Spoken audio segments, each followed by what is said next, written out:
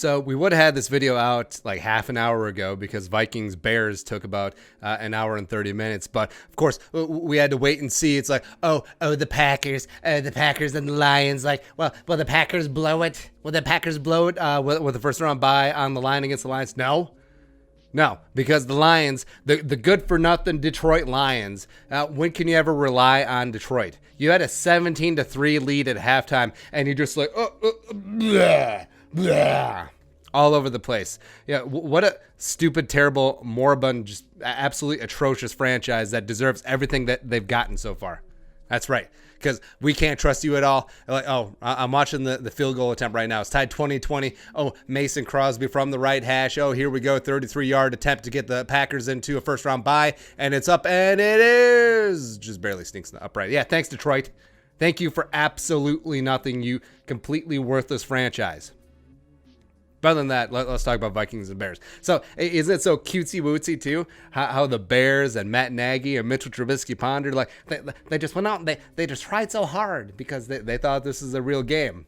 Cool. And you barely won. You, an NFL franchise who supposedly won the division last year and supposedly played in a playoff game last year, double doink, double doink, and then you come in and you could barely hold on against the Vikings' second and third stringers.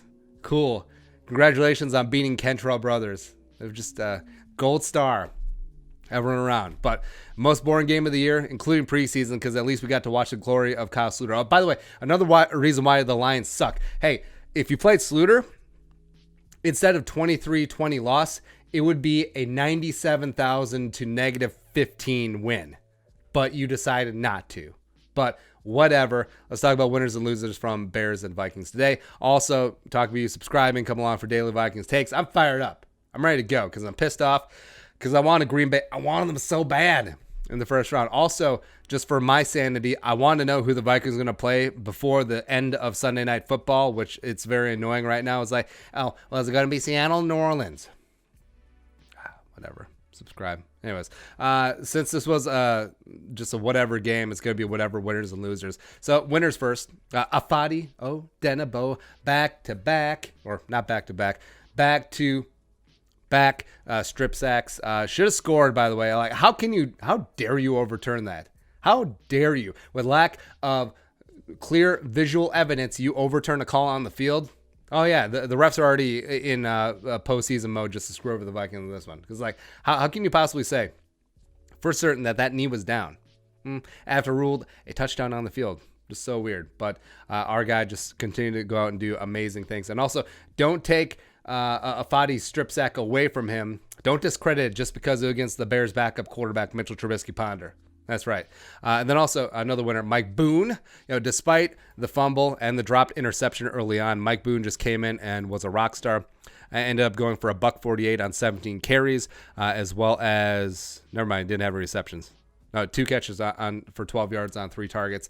And yeah, when he had like 126 at halftime, I was like, go for 297. Do it. Just force feed Mike Boone. And it was annoying because they gave the ball to Abdullah and like Sean Mannion was throwing the ball. It's like, why?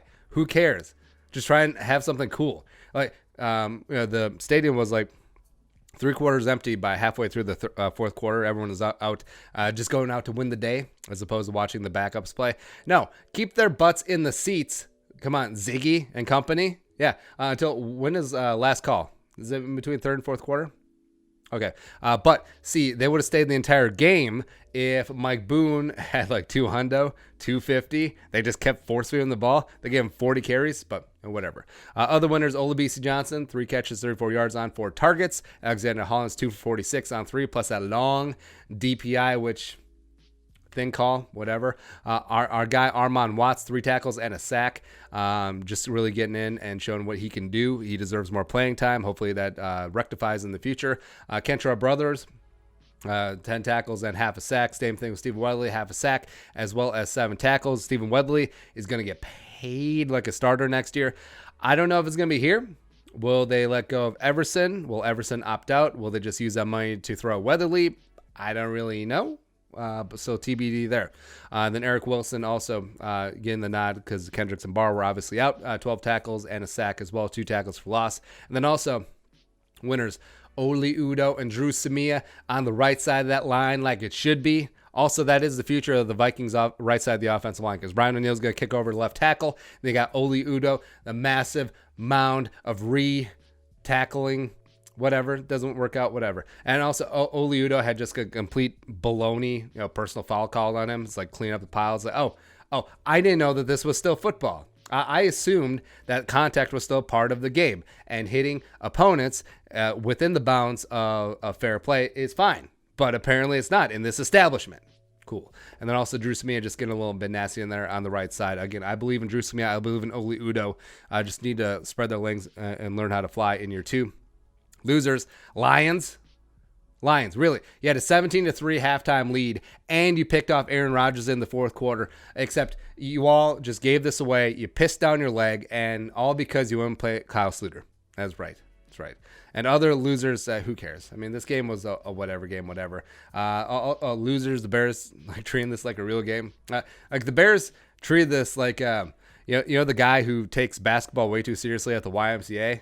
He plays every game like it's Game 7 of the NBA Finals. Yeah, that was the Bears in this game. Cool. Yeah. Matt Nagy was like, hey, maybe if we win this game and I go 8-8, they won't fire me.